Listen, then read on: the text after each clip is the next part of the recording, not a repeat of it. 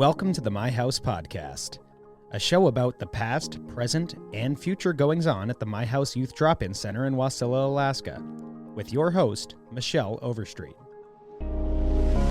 Hi, welcome to episode 37 of the My House Podcast. I'm your host, Michelle Overstreet, and today I'm joined by Isaac. It's just Isaac and I, and we're just going to be giving a little My House update about where we are and what we have going. So thank you for joining us. Isaac, do you have any housekeeping for us? Yeah, we probably should talk about a couple of things because we had like a weird week off, and then My Voice released 2 episodes back to back, and now we're doing this on a Friday. Rotary Uncorked was great. We got through it. We took a short little break here because turns out that was kind of swamped us a little bit. It but did. We're back. We actually had those 2 My Voice episodes with Brian, which I thought were fabulous. You should, if you haven't listened to those, you should 100% be going back and taking a listen to those now. Redemption had an episode come out just this past couple days ago with Mary Havens, and that was really good as well. Julie and Stacy talked with her and her sister. And so now we have My House Podcast, obviously coming out today. Next week, Diagnonsense is going to be back because Kurt and I finally have figured out a way to get a schedule set up. And also I've had time to watch Apocalypse Now because we're doing a mood episode.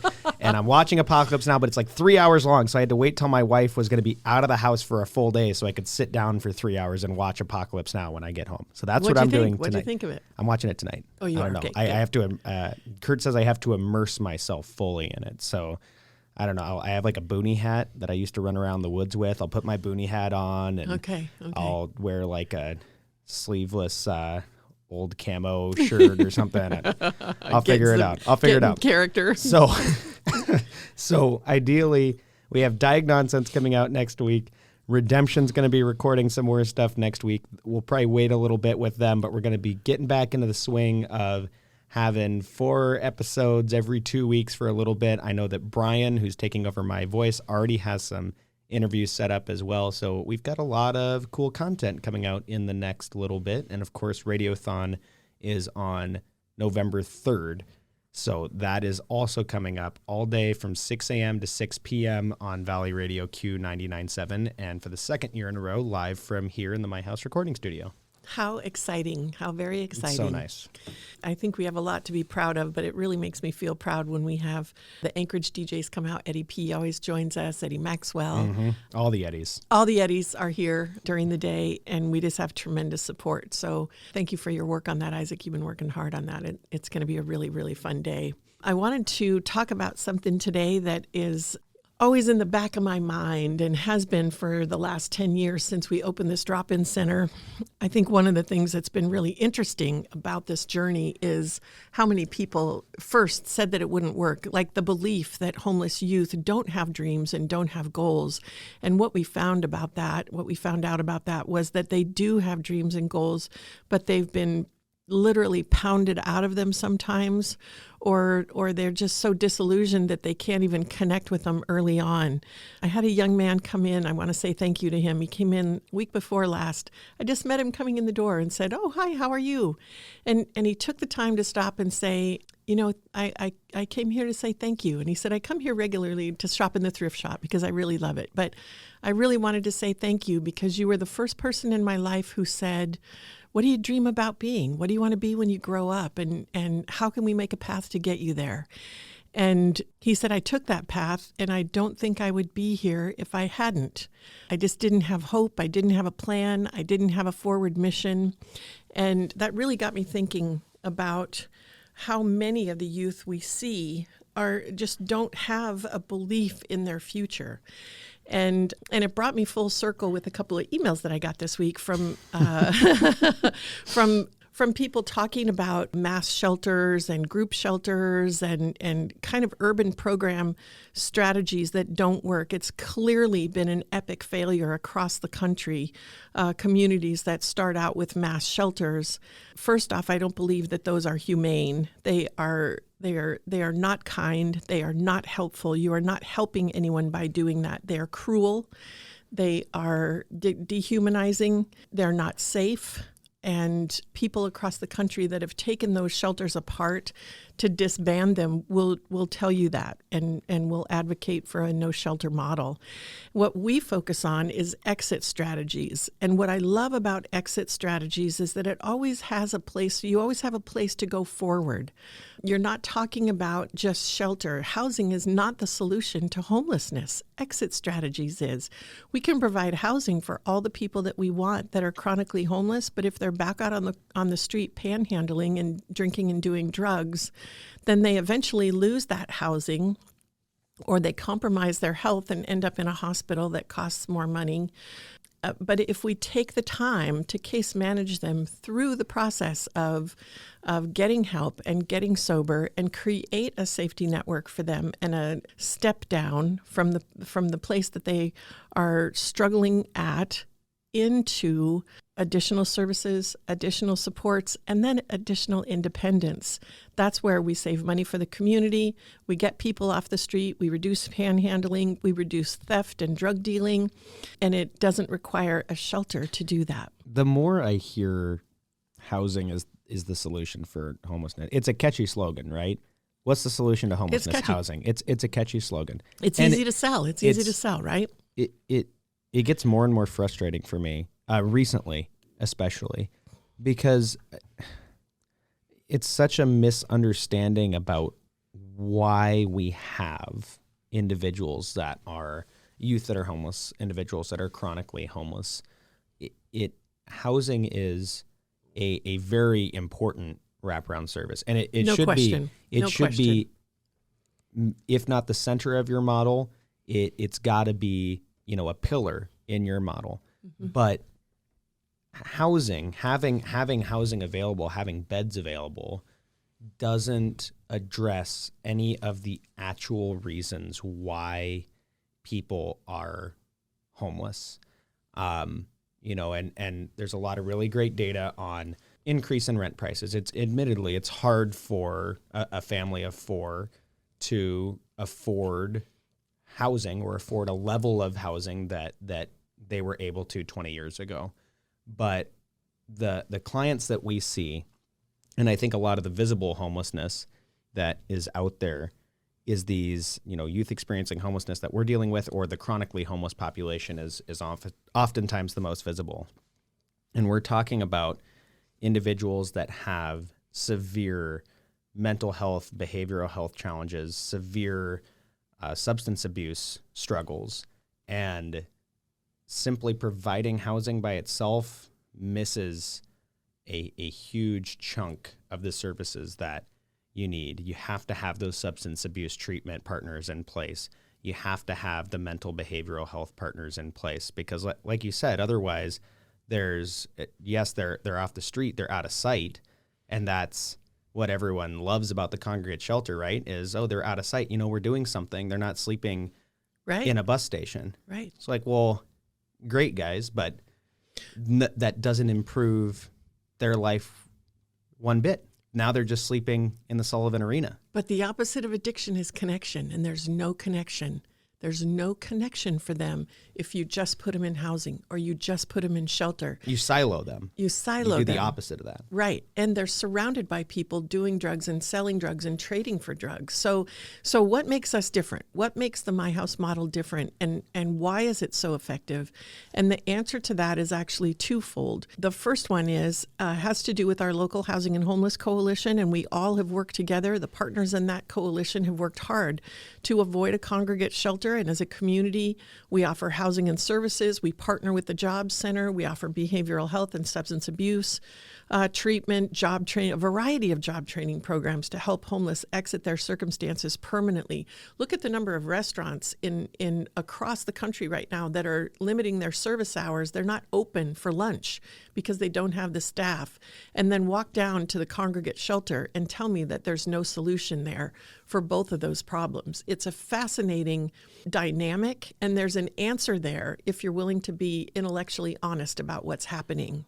The great thing about those service industry jobs, I was having this conversation with someone the other day about, maybe you don't have to work in food, but I think everyone should be working some sort of service job for at least a year or 2 years, because all the building blocks of being a good employee, being a good teammate are all within delivering pizzas at Papa John's. If Right. if I'm using myself as an example. Waitressing at the windbreak, right? Waitressing at the windbreak. All those pieces are there. And what that allows you to do with the income that you're making is go after what you want your career to be, what you want your education level to be. That provides you the stability to have housing, to have education.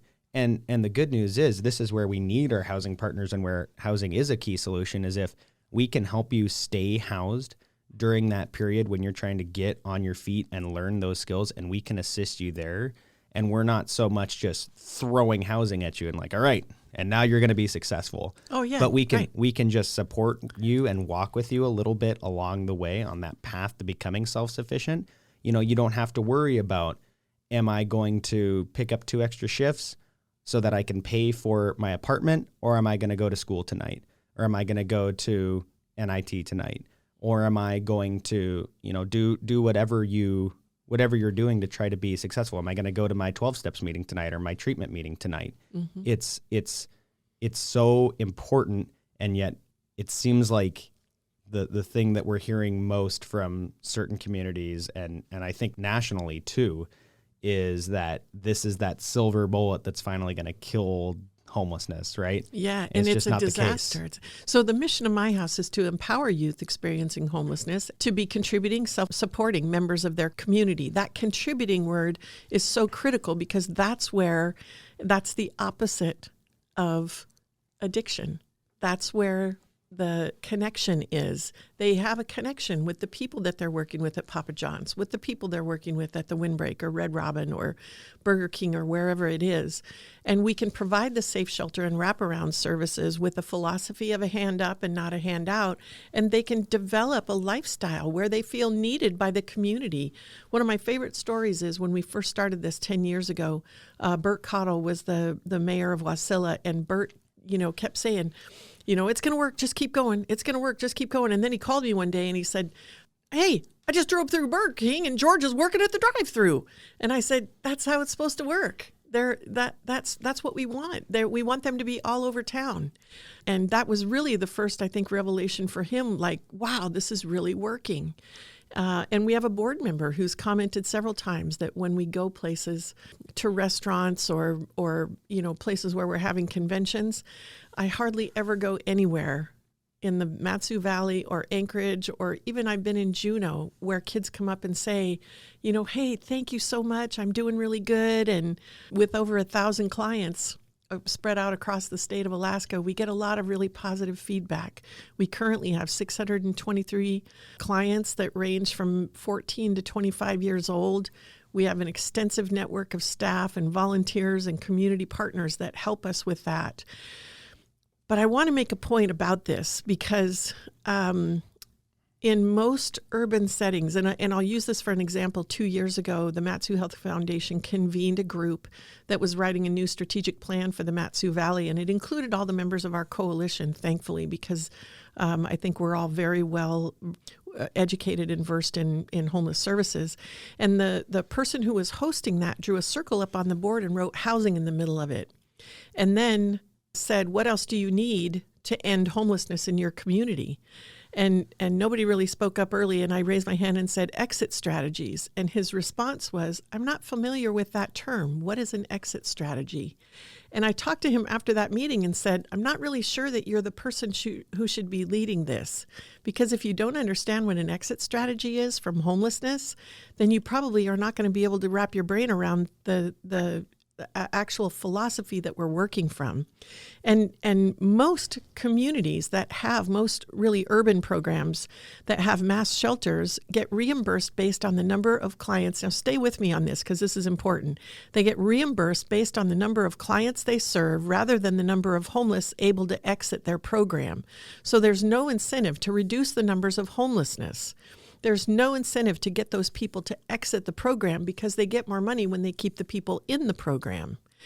And that's part of the reason that that urban programs have challenges managing homelessness. They actually get rewarded for failure.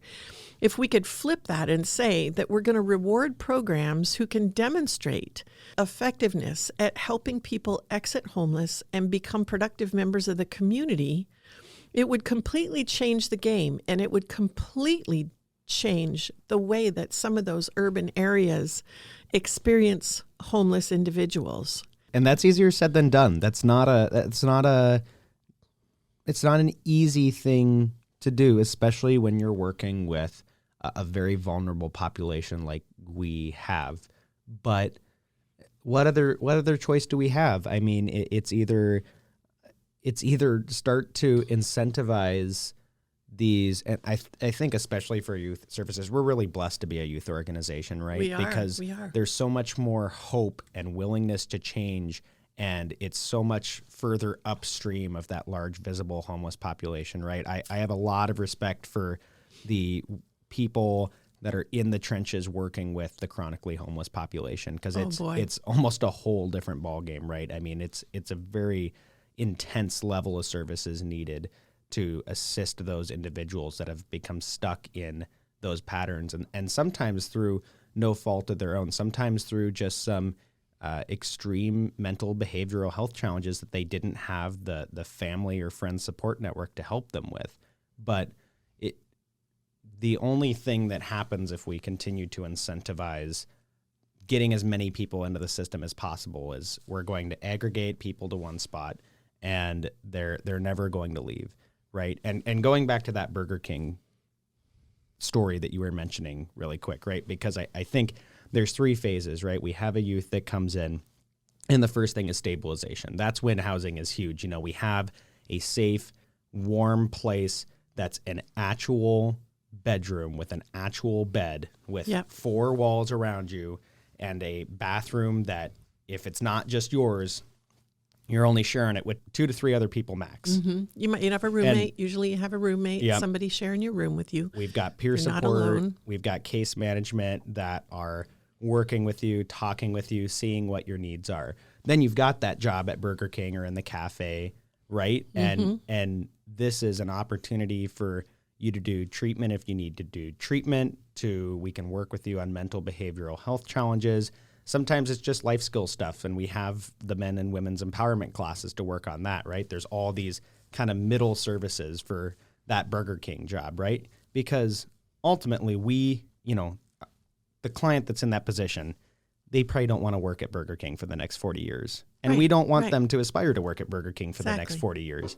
But what that job allows them to do is build those job skills, get some money for themselves so that they can have that independence. And this whole time we're supporting with case management, with substance abuse treatment, with mental behavioral health treatment, and with housing, which is super important here. We have that housing in place where either we're assisting you with a voucher, or at the very least, we're able to subsidize some of that with grants and different programs that we have that allow you to focus on getting those treatment pieces in place for yourself. And then in 6 months, a year, 2 years, you're ready, you have the education, you have the life skills to go do something that you want to do that's going to be a career path for you. Yeah, I really think that's the secret sauce, right? And in this community, 10 years later, my house has been able to get upstream of chronic homelessness by addressing those underlying causes. We put clients into situations where they can work out of having mental health needs. They can heal. They can get better. They can get clean and sober. They know what to do if they get into a state of crisis. They know who to call. They know how to get help. They know how to engage a counselor or a support system or peer support. They know how to get to safety, increase their own employability. The case managers are coaching on that. Break cycles of generational trauma. We have a number of clients who have been on the My Voice program, who have spoken at events, who talk about breaking cycles of generational trauma.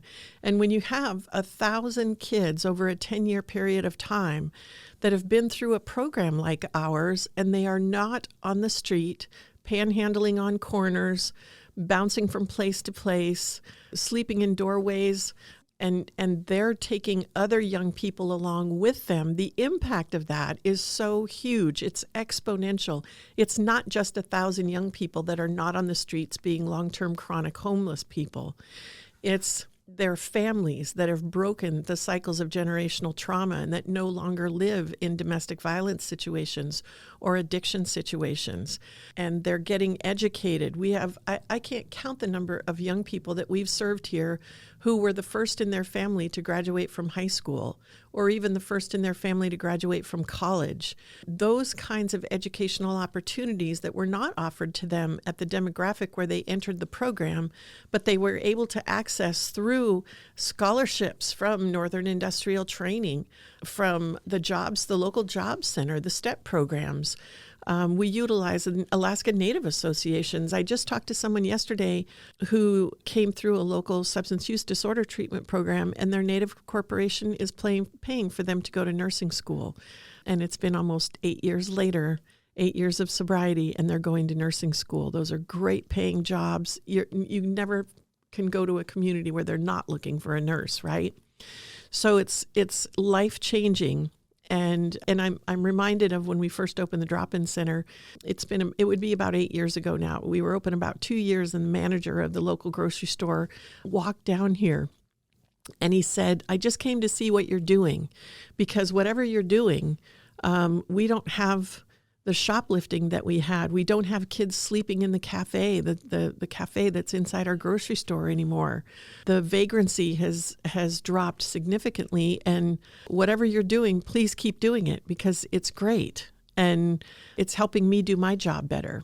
And so it isn't just that they're off the street. They're also out of those places where they would hang around and sometimes make people feel a little less than comfortable. So it's a big deal. It's a model that's working in our community. It has the potential to work in any community across the country.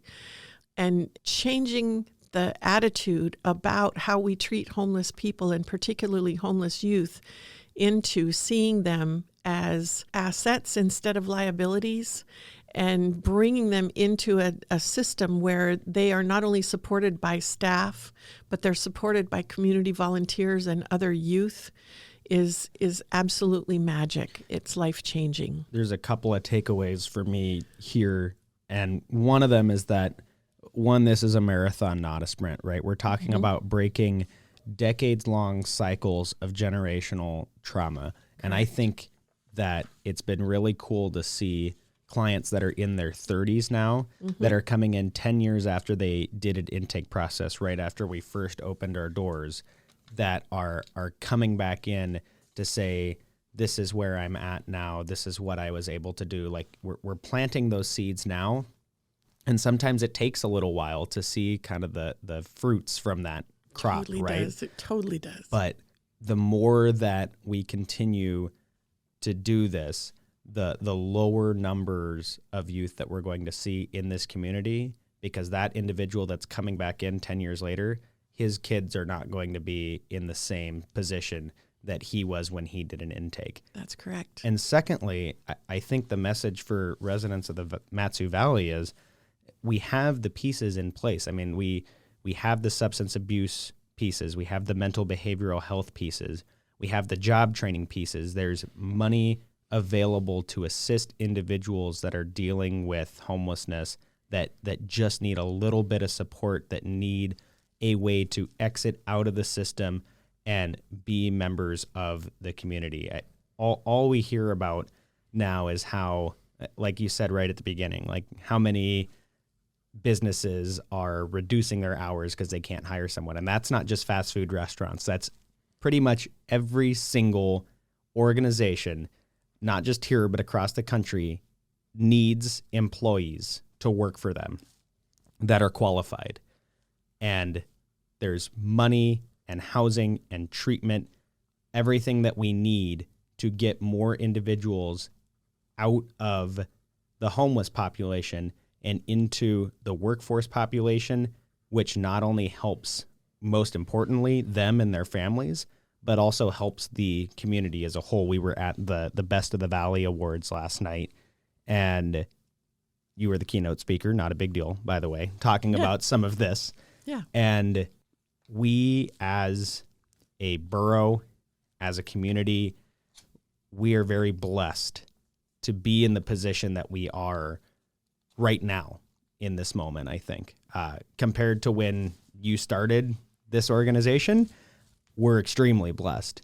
So the pieces are there, the stage is set, and now what we need to do as a community is to advocate for the model that we have been practicing for the last 10 years. Because like you said, it is working.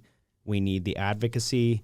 We need the collaboration between not just all the nonprofit organizations, but all of our local businesses, because it's truly making a difference. And it's, I think, a big part of the reason why the Mat-Su is the fastest growing community in the state. Yes. Well, we know that, and we are told by people, new residents, that they're moving out here from Anchorage to get away from that. And so they're moving to a place that doesn't have the challenges that they have in that community. And I'm not criticizing Anchorage specifically, but it is an illustration of the value of moving upstream, providing those wraparound services to youth, and exit strategies being really the key for that long-term prevention of long-term homelessness. So that's all we have time for today. Isaac, thank you for being my wingman, and thank you for listening. My House podcast is recorded at the My House studio in Wasilla, Alaska. Our producer and editor is Isaac Smolden, and I'm Michelle Overstreet. Until next time.